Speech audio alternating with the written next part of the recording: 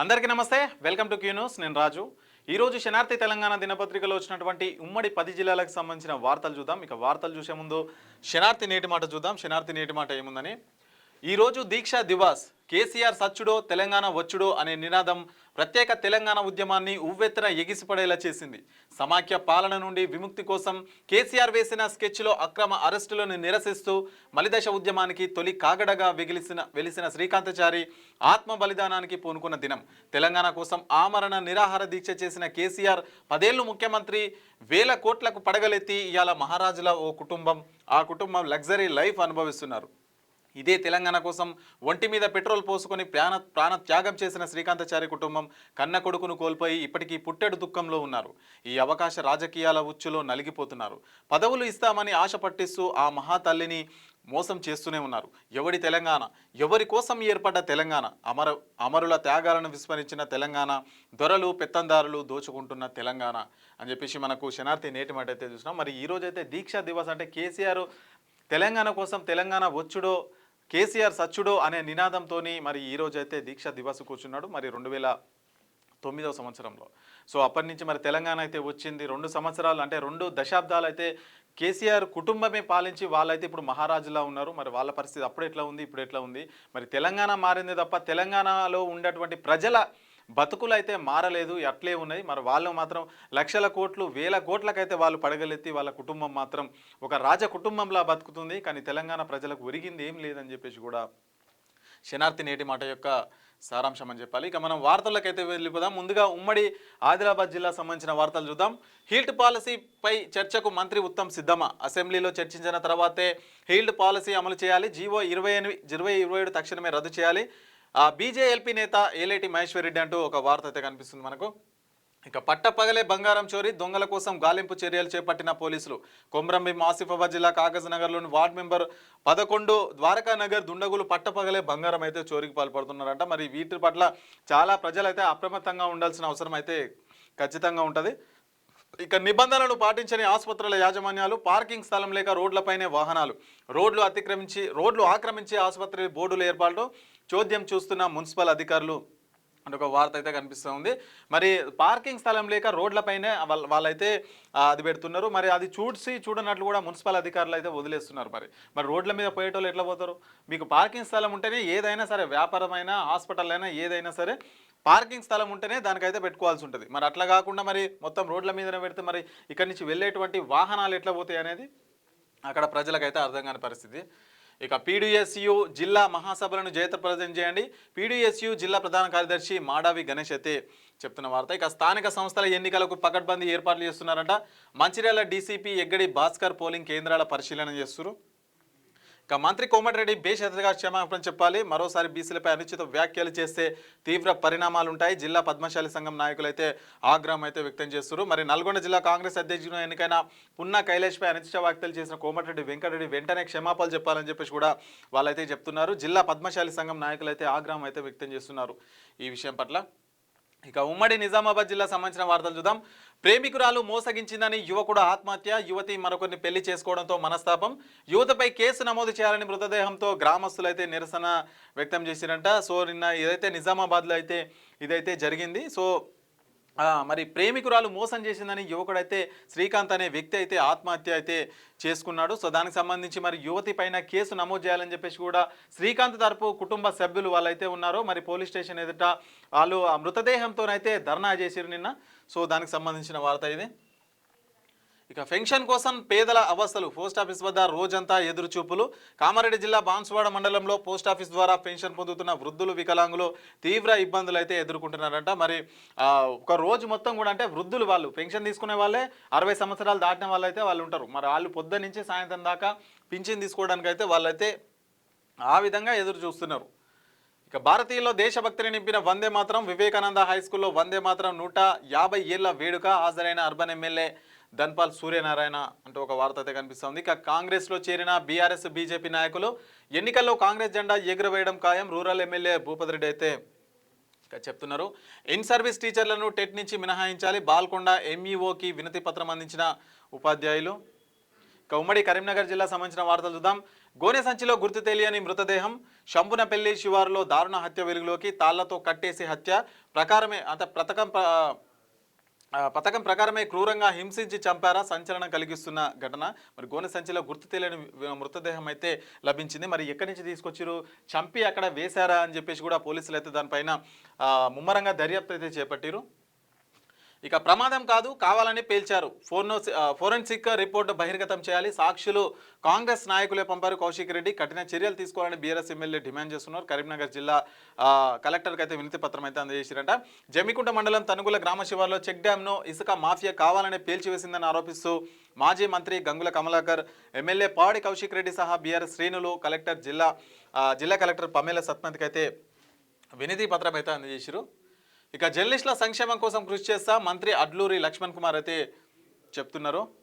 ఇక విలువలతో కూడిన జీవనమే పురోగతికి మార్గం, మండల విద్యాధికారి సురేందర్ ముగిసిన జిల్లా స్థాయి చెకుముకి సైన్స్ సంబరాలంటూ ఒక వార్త. ఇక రైస్ మిల్లుల నుంచి బియ్యం సేకరణ ప్రారంభించాలి, రైస్ మిల్లు కార్మికులకు ఉపాధి కల్పించాలి, సిఐటియు జిల్లా కార్యదర్శి గీట్ల ముకుందరెడ్డి డిమాండ్ అయితే చేస్తున్నారు. శివంగలపల్లి సర్పంచ్ బరిలో మాజీ మావోయిస్టు జ్యోతక్క, ప్రజా హక్కుల కోసం అడవి జీవితం నుంచి ప్రజాసేవలోకి, అభివృద్ధి పారదర్శక పాలనే లక్ష్యంగా నామినేషన్, ప్రతి ఓటు అభివృద్ధి ఆయుధమే. సో జ్యోతక్క పోరాట యాత్ర నుంచి సేవా యాత్రగా మారిన ప్రయాణం, జ్యోతక్క నాయకత్వంపై గ్రామంలో పెరుగుతున్న ఆశలు అంట.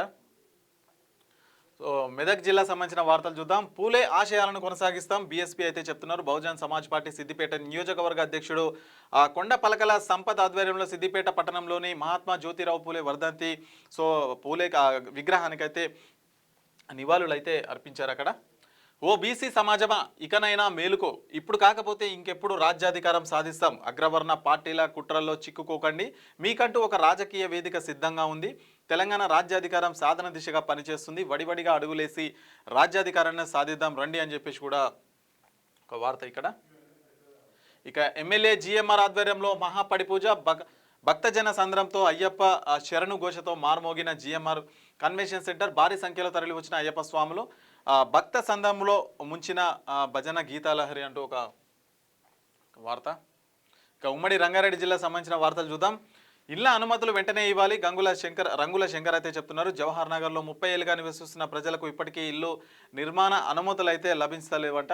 సో వెంటనే వాటిని ఇల్లు అనుమతి కూడా ఇవ్వాలని చెప్పేసి కూడా రంగుల శంకర్ అయితే చెప్తున్నారు. ఇక పోలీసు యంత్రాంగం పూర్తి సన్నద్ధతో ఉండాలి, మద్యం డబ్బు రవాణా అరికట్టాలి, ఓటు హక్కు స్వేచ్ఛగా వినియోగించుకోవాలి, విధులతో నిర్లక్ష్యం వహిస్తే కఠిన చర్యలు, ఎన్నికలు ప్రశాంతంగా జరిగేలా ఏర్పాట్లు జరగాలి, అధికారులకు జిల్లా ఎస్పీ స్నేహ మెహ్రా దిశానిర్దేశం అయితే చేశారంట. మరి స్థానిక సంస్థల ఎన్నికలకు సంబంధించిన ఏర్పాట్లు కూడా పకడ్బందీగా చూడాలి, అక్కడ ఎట్లాంటి అవాంఛనీయ సంఘటనలు జరగకుండా పోలింగ్ మొత్తం కంప్లీట్గా పకడ్బందీగా జరగాలని చెప్పేసి కూడా జిల్లా ఎస్పీ అయితే చెప్తున్నారు. ఇక శంకర్పల్లిలో కన్నుల పండుగగా అయ్యప్ప పడిపూజ, తెలంగాణలో శబరిమలలో కన్నుల పండుగగా అయ్యప్ప స్వామి పడిపూజ, అయ్యప్ప స్వాముల పాదయాత్రలో విజయోత్సవం, శంకర్పల్లిలో పడిపూజ వైభవం, భక్తుల రద్దీతో కిక్కిరిసిన అయ్యప్ప స్వామి ఆలయం, 41 రోజుల దీక్ష పూర్తి చేసుకున్న అయ్యప్ప స్వాములకు ఆలయ సమితి సత్కారం అయితే చేశారు. ఇక పూలే స్ఫూర్తితో సామాజిక చైతన్యానికి పిలుపు అయితే ఇస్తున్నారు. సో నిన్న సందర్భంగా ఇక మహాత్మా పూలే పోరాటాన్ని కొనసాగిద్దాం, కుల వ్యవస్థ నిర్మూలనకు కృషి చేసిన మహానేత, ఆల్ ఇండియా అంబేద్కర్ యువజన సంఘం అయితే ఆధ్వర్యంలో నివాళులు అయితే అర్పిస్తున్నారు. ఇక మేడ్చల్ ప్రజలకు అందుబాటులో మెడినోవా సేవలంట, మేడ్చల్ ప్రజలకు ఆధునిక వైద్య సేవలు అందుబాటైన ధరల్లో అందించడానికి మెడిసిటీ హాస్పిటల్స్ గ్రూప్ అయిన మెడినోవా సూపర్ స్పెషాలిటీ హాస్పిటల్ అయితే సిద్ధమైందంట. మేడ్చల్లో మొదటి స్ట్రోక్ యూనిట్, క్యాత్ ల్యాబ్తో పాటు ఆధునిక వైద్య సదుపాయాలు అయితే మేడ్చల్లో మెడిసిటీ హాస్పిటల్స్ గ్రూప్ సంస్థ అయిన మెడినోవా సూపర్ స్పెషాలిటీ అందుబాటులోకి అయితే వచ్చిందంట కదా. ఇక ఉమ్మడి హైదరాబాద్ జిల్లా సంబంధించిన వార్తలు చూద్దాం.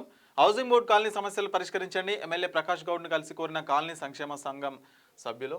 ఇక సమాజ అభ్యున్నతికి యుగ పురుషుడు పూలే ఆశయాల కోసం కృషి చేస్తాం, ఘనంగా జ్యోతిరావు పూలే 135వ వర్ధంతి, విగ్రహానికి పూలమాల వేసి నివాళులు అర్పించిన రాజేంద్రనగర్ ఎంఆర్పిఎస్ నాయకులు అంటూ ఒక వార్త కనిపిస్తుంది. ఇక మూసి దోమల వల్లే డెంగ్యూ మలేరియా రావు, అవి న్యూసెన్స్ మాత్రమే చేస్తాయి, దోమ వ్యాధులపై పల్లవి ఇంటర్నేషనల్ స్కూల్ విద్యార్థులకు అవగాహన కల్పించిన సీనియర్ ఎంటమాలజిస్ట్ నామాల శ్రీనివాస్ అయితే చెప్తున్నారు. మరి మూసి దోమల వల్ల డెంగ్యూ మలేరియా రావని చెప్పేసి కూడా వాళ్ళు అయితే చెప్తున్నారు. మరి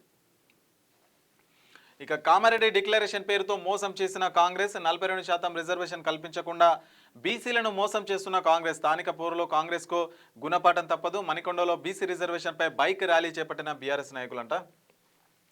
ఇక యువత చెడు వ్యసనాలకు బానిస కావద్దు. సిపిఐ జిల్లా కార్యదర్శి పాలమాకుల జంగయ్య క్రీడల వైపు మొగ్గు చూపాలి. సిపిఐ శత జయంతి ఉత్సవాల సందర్భంగా భగత్ సింగ్ క్రికెట్ టోర్నమెంట్ అయితే ప్రారంభించారు. ఇక రాజ్యాంగ స్ఫూర్తిపై అవగాహన కోసమే 5K 3K రన్ ప్రముఖ న్యాయవాది మోక్ష కళ్యాణ్ రామ్ చెప్తున్నారు. ఇక ఉమ్మడి పాలమూరు జిల్లా సంబంధించిన వార్తలు చూద్దాం.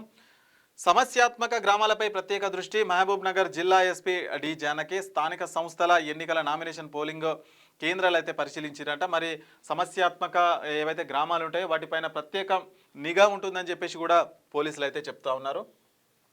కాంగ్రెస్ నాయకుడిపై కఠిన చర్యలు తీసుకోవాలి. బీసీ సమాజ్ ఉమ్మడి మహబూబ్ నగర్ జిల్లా మూడల శ్రీనివాస్ సాగర్ అయితే డిమాండ్ చేస్తున్నారు. ఎస్ఐ పోలీస్ సిబ్బందిపై దాడి పట్ల బీసీ నాయకులు అయితే ఖండన.